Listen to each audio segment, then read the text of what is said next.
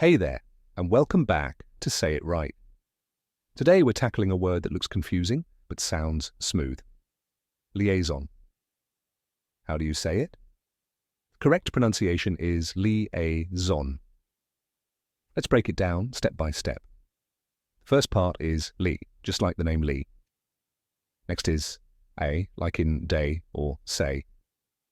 Finally, we have zon with a soft z sound, almost like zone, but without the strong N. Now say it with me, liaison. One more time, liaison. Great job. What does liaison mean? Liaison refers to a connection or coordination between two people or groups, like a bridge between different sides. It's commonly used in business, politics, and even military contexts. But there's more.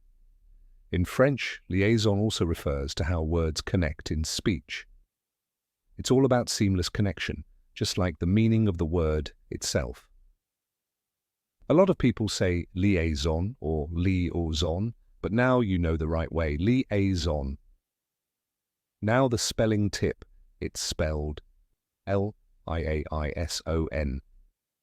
Yes, there are two I's in a row, don't forget them.